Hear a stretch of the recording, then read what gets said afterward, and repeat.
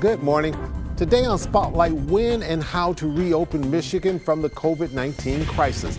Who should lead the decision? Scientists, medical experts, or politicians, or leaders of the thousands of small businesses that are the backbone of Michigan's economy? We'll put that question to a man who has represented the public sector and the private sector. Brian Calley, former Michigan Lieutenant Governor and now President of the Small Business Association of Michigan. And later, meet Rushna Chandra, a Novi small businesswoman who is using her very talented skills to answer the coronavirus help call in a very altruistic way. It's Sunday, April the 26th. I'm Chuck Stokes, and this is Spotlight.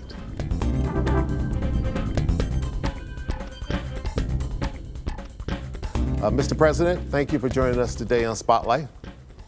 Well, thank you, Chuck. Great to be with you again. Good. Do I see it right? You're in your car? Yeah, that's right. I do this now I do these in my car because I have 3 kids and a dog, and they do not respect my privacy. You're joining the real world without a doubt. All right, well, just don't tell them about your secret studio, otherwise they may invade that. Let me begin this way, Mr. Former Lieutenant Governor. You said to Bridge Magazine, you wrote a piece for them back in August of 2019, and you said simply, small businesses are the lifeblood of Michigan's economy. If that is indeed true, and you're now president of the association that watches over small business in this state, what are you hearing most from your members as well as small businesses, their biggest concern during COVID-19? Well, they're worried about survival, and I don't think that we could understate I don't think that we could overstate the seriousness of the crisis that they are facing right now. Many that have been in business for a long time, that they're risk takers. They know how to take pressure. They know how to operate in the most difficult of circumstances, and yet they're seeing their entire life's work slip away, and there's really nothing that they can do right now about it except for to wait. So I know that they're very, very anxious to prove that they can adopt safety standards, they can do the right distancing and sanitation and health screenings and all the things that are going to be required in the future. But I would say right now that we've got a public health crisis, but small business owners have that public health crisis in addition to an economic crisis. The payroll protection loan, which was made available to many people, wasn't enough money to go around. Is that the thing that they're perhaps inquiring about the most and trying to get access to? Having the Paycheck Protection Program available to cover payroll during this time was a lifeline for small business. Now, about 43,000 small businesses got through the first round of funding. There are many, many more that are still in line, and so Congress is poised to do some more, and we do expect that that's going to get deeper into helping more small businesses survive. So yes, I would say that's probably the most important and most popular thing that our federal government has done so far, and so it's very, very much appreciated. But we know the Paycheck Protection Program, it's just about surviving this valley. We know that the world is going to change in ways that are substantial and dramatic and going forward in the future. So we're going to have to deal with that when it comes. But really now it's about survival. Mr. President, you're in a unique position. You have been a part of a government administration for 8 years under the Snyder Calley administration, and now you're president of the Small Business Association, and you have business experience before you even went into the legislature. So you've been in all of these different positions. When do you reopen this state, and who do you listen to the most? The scientists and the medical people, or to the small business and the politicians who are saying, we want to get people back to work because our economy is dying?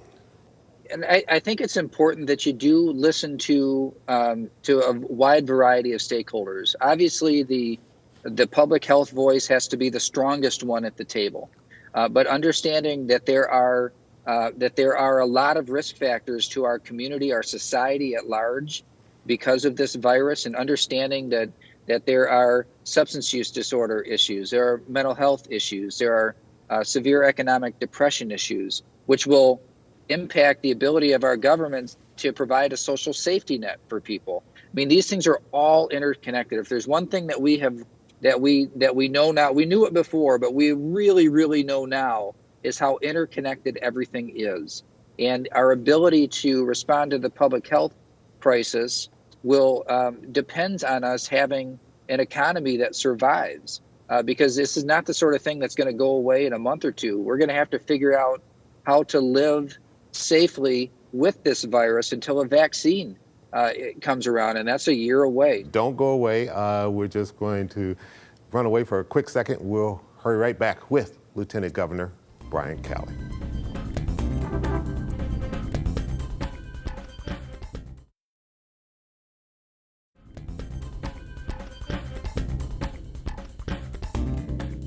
And welcome back to Spotlight. Mr. President, we've had protests in Lansing. We've also had the Senate Majority Leader, Mr. Shirkey, criticizing some of the policies that the governor has put into place. He said recently, and I'll quote him, today in Michigan, residents can buy marijuana, but they can't get flowers. They can purchase lottery tickets and liquor, but they can't paint their homes. They can buy propane for outdoor grilling, but they can't buy a new grill. And then at the end, he said the list of absurdities in the governor's order is long, and unlike our gardens, it's growing. How do you strike that balance? Who's right, who's wrong? And as the governor faces that April 30th deadline of trying to reopen things, she's already suggested that she's going to probably extend that. How should this be extended, and do you think the legislature will have the appetite for that?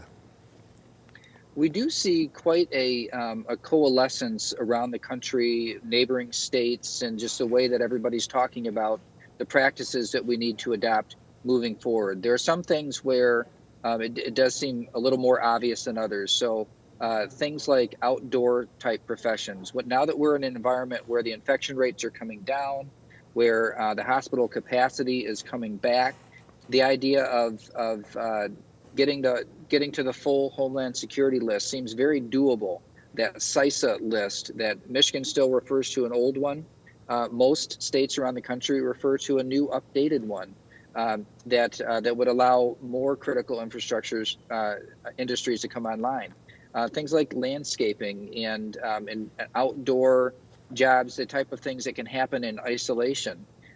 Those are things that seem like much less risk and would be a good place, some good early efforts. I think that it's important that our governor and our legislature continue to try to work together and come to a compromise on this, because on the other side of all the rules and the decisions, we have to have the confidence of our people, of the workforce and of the general public, that the right decisions are being made. Is it your sense that there's enough goodwill and enough conversations maybe going on behind the scenes that they will strike a nice compromise so that we don't end up having a clash between the executive branch and the legislative branch, which could very well end up in the courts and could end up before the Michigan Supreme Court? We've got a 1945 law that gives the governor a lot of power. We've got a 1976 law that gives the legislature more power. But I think I'm hearing you say that if we get to that point, then we're endangering our trust with the public.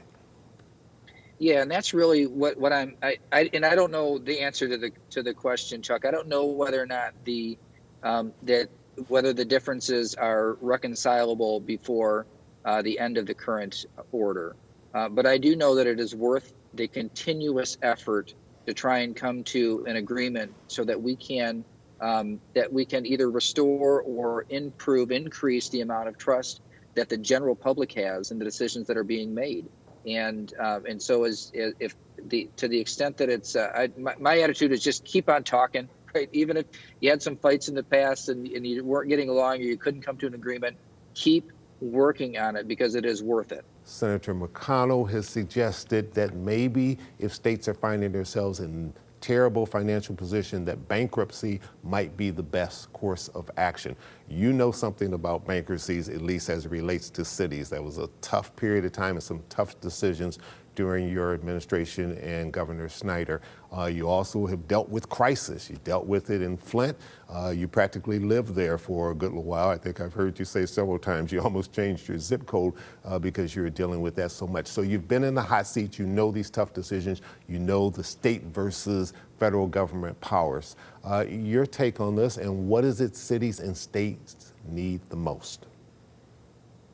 I don't think it's terribly realistic to expect that states in mass are going to file bankruptcy. I don't, and I think it would be hard for a state to qualify for bankruptcy. They'd have to change the law in order for most states to qualify in the first place. So, so I don't think that's a terribly realistic option.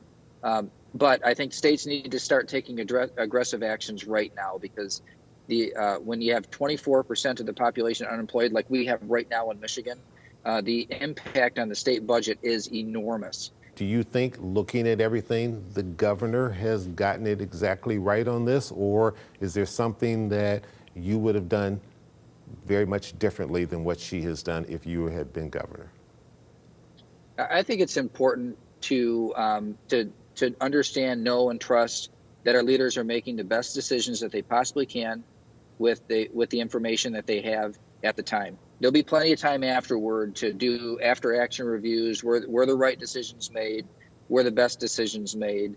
But in the meantime, I think it's really important that all of us, especially those of us who have held executive positions in state government in the past, to really be helpful in working toward the future, not second guessing the decisions of the past. We have a little bit of controversy that the governor has hired a press secretary. He is not a full-time employee. He is considered a contract employee, a 1099. The speculation that Governor Whitmer is running to become Vice President of the United States on the Biden ticket.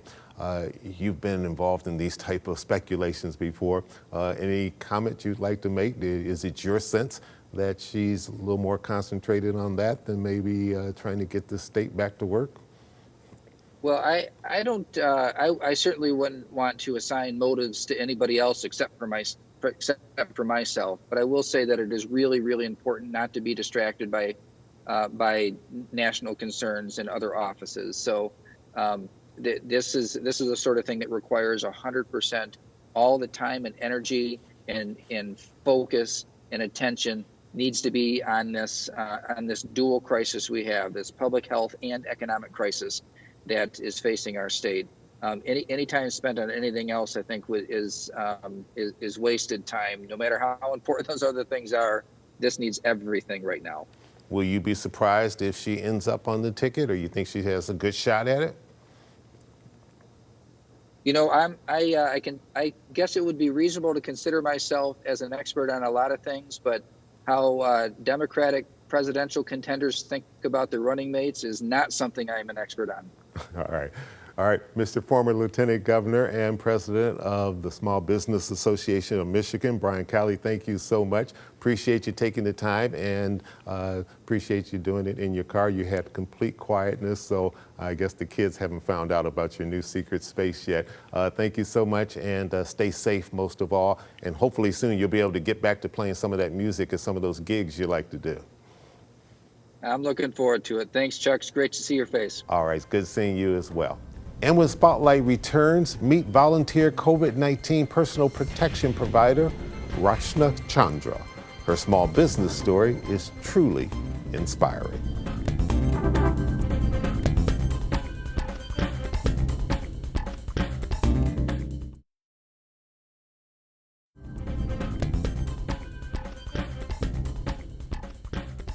Welcome back to Spotlight. We've been talking about small business from a high up position. Now we're going to really drill down to the grassroots level of it. And joining me now is Rushna Chandra. She is a business owner, lives in Novi, but her business is in Farmington Hills. You've been dumped into this COVID-19 crisis in a way that you've sort of volunteered to do so. What is it that you're doing aside from what you normally do? Well, my normal life is full of bling and designing bridal outfits. That's where my boutique is in Farmington Hills. Mm-hmm. But since this lockdown and COVID-19 hit all of us real bad, And I just started sewing for friends and family the cotton mask. And then after that, the demand increased, and a lot of people have been asking me to sew. So I just thought to help the community and the frontline workers in hospitals. So started sewing and donating them since then. So far, we have almost donated 3,000 cotton masks. You're making masks and you're also making some of the caps that oftentimes are Yes. used in hospitals and with nurses?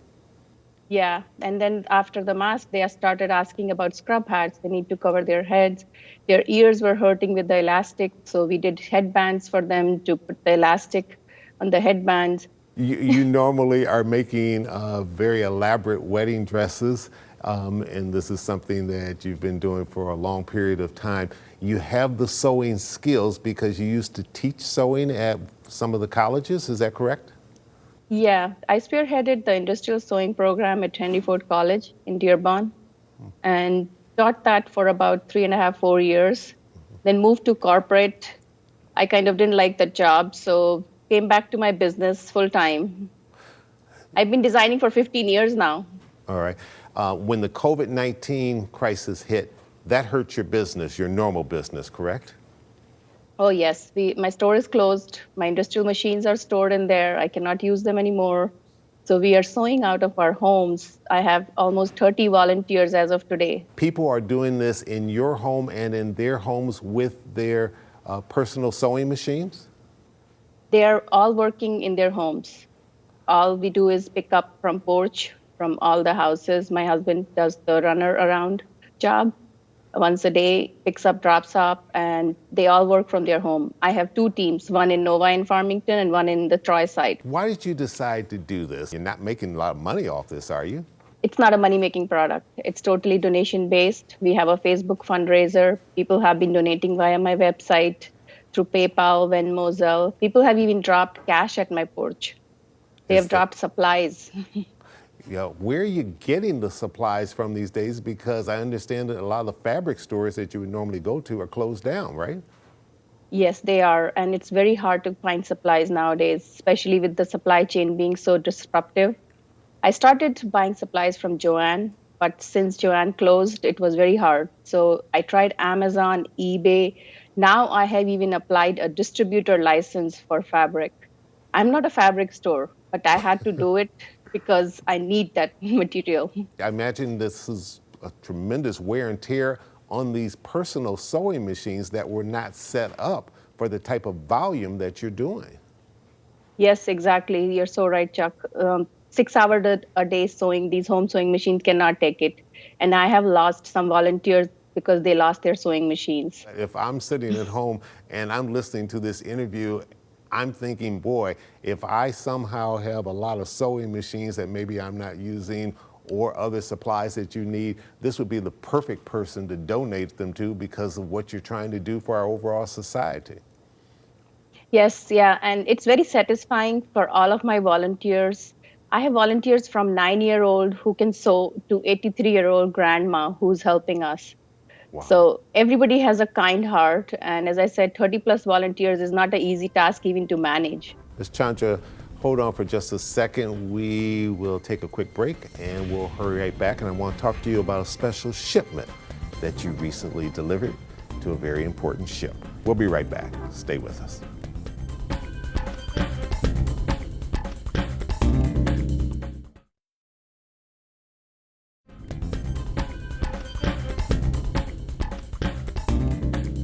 And welcome back to Spotlight. Rushna, you recently made a shipment of these personal protection equipment masks and delivered them to one of our ships that's trying to help the COVID-19 crisis, correct? Yes, I worked with Mask Donation Center in Pontiac, which is run by Shannon from Glamorous Mom and Detroit Sewn, have collaborated together with their Mask Donation Center came up. And I just saw this post by Shannon asking help to donate to USNS Navy ship in New York. And we have donated 810 masks, home sewing masks on home sewing machines to them. And I believe they collected it all together, over 2,000 home sewing masks, and it went to USNS. Wow. Where do you see this going? Are you going to keep this up as long as we have a crisis? It's my passion. It's my childhood dream and passion to sew and make things. I've been sewing my whole life long, but I have never sewn this much in one stretch. This is a lot. So, I mean, I am seeing it going, and I mean, why should I stop? The community needs my help, and I'm able to do it. I'm not a doctor. I wish I could help out at frontline, but at least I can help them protect themselves somehow. What is it you hope and you need to make sure that when we come out of this COVID-19, that you can step back up to the plate and save your business? To be honest, right now, I don't have time to think about my bridal gowns and Indian outfits. I design them here, and then they're all made in India. So once the countries or the world is open, I hope people still have weddings and parties to go to, because that's what I cater for. Those are my clients. It will take a while, I think. Sure, absolutely. Have you had to apply for any of these small business loans that I just talked to former Lieutenant Governor Calley about? I've applied for all those, didn't heard back from anyone yet. No, nothing in terms of a response yet, but you've done all the paperwork, and you're like so many others, you got your fingers crossed and you're hoping. Yeah, I'm just have my fingers crossed and hoping. I don't know how many loans I have applied. I lost the count there. I've applied for every government aid I could find. Wow, and you're just in a wait and see mode now? No response? No response. And with this project, with the mask mission, it's all my funds and my money. Now the community is coming together and helping me with the funds and supplies, but still I'm in minus with everything. Right. You have a Facebook page so people can reach you on in terms of what you're trying to do during COVID-19 and help out with all the masks and the headgear? Yeah, my website has pretty much everything, tajcottage.com. And my personal page has a fundraiser Facebook going on, which is all linked to my website. My website pretty much has everything. All right. Thank you so much for joining us today on Spotlight.